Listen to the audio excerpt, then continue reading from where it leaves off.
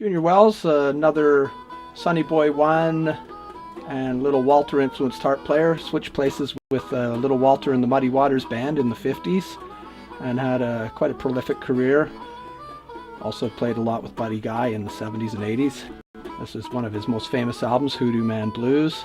Billy Boy Arnold, still alive, played here in Victoria about a year and a half ago. Very much in the Sonny Boy 1 style. In fact, he took a few lessons from Sonny Boy 1 just before he was killed in 1948.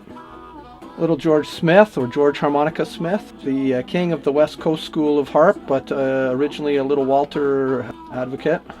And here's his tribute to Little Walter album. James Cotton, one of the last of the sort of the old school harmonica players still alive. This is the first James Cotton album I owned. Papa George Lightfoot, very obscure but a superb harmonica player. A heavily amplified Little Walter style harmonica player. Very adventurous, exciting, great harp player. This is a great album. Check this one out. If you see his name, grab it. Jerry McCain, still alive. Again, Little Walter influenced harmonica. Shaky Jake, ditto, same thing. This is Magic Sam's uncle. The late great Magic Sam and the late great Shaky Jake Harris.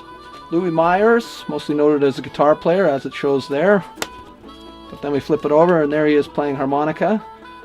Learned his lessons well playing with Little Walter all those years. Harmonica Slim, not the greatest harp player himself, but this particular album also features George Harmonica Smith, so it's some pretty darn good harp on here. Kerry Bell, still alive. Actually, I believe he just passed. Another great harmonica player, Little Walter and Walter Horton influenced, also played chromatic, quite a bit of chromatic. Played with Earl Hooker, my favorite guitar player. Easy Baby, there's a obscurity for you. Again, Little Walter influenced, and George Whitechild Butler just passed away recently.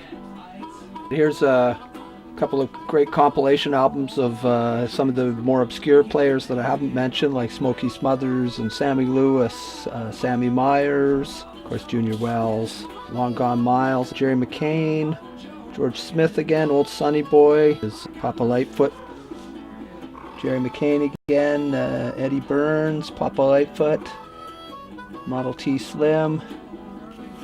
Great collections, those three.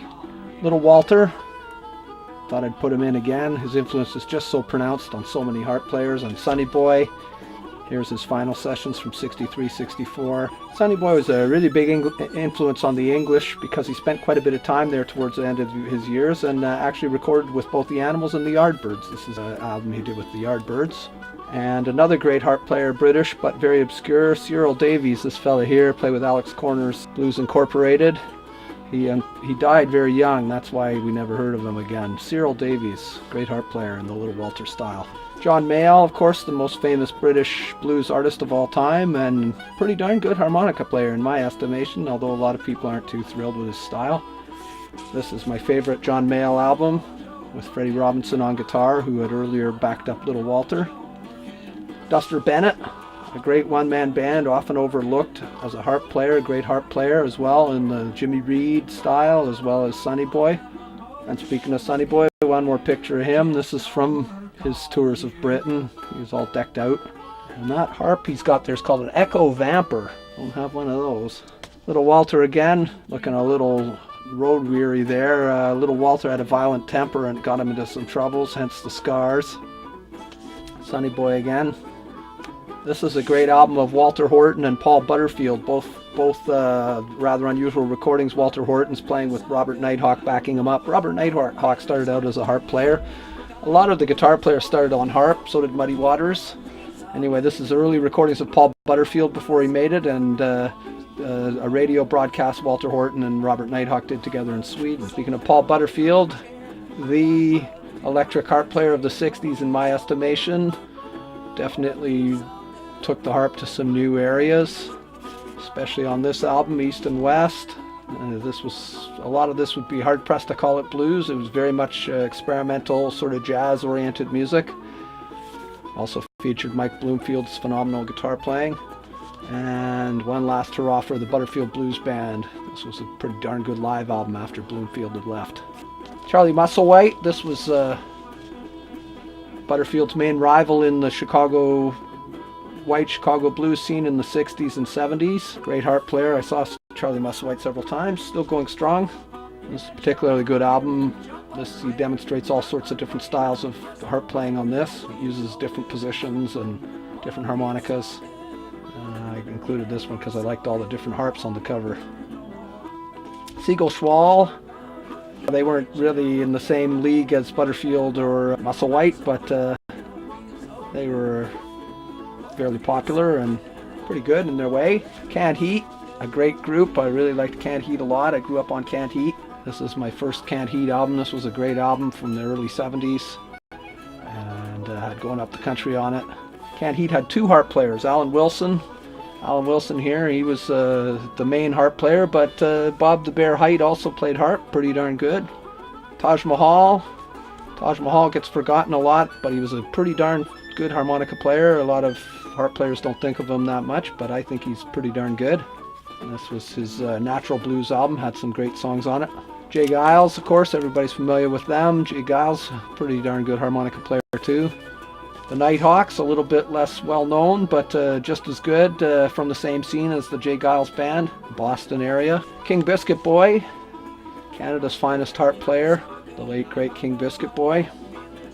Downchild, just played here in Victoria. Two harp players in the band now. Of course, Donnie Walsh is the main guy. George Harmonica Smith, had to sneak him in again there. This album also features Rod Piazza.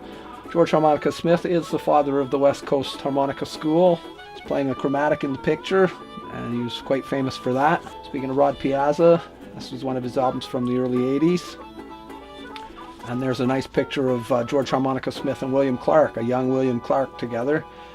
Both of them featured on this album from the early 80s. William Clark, a fine songwriter, singer, and harmonica player.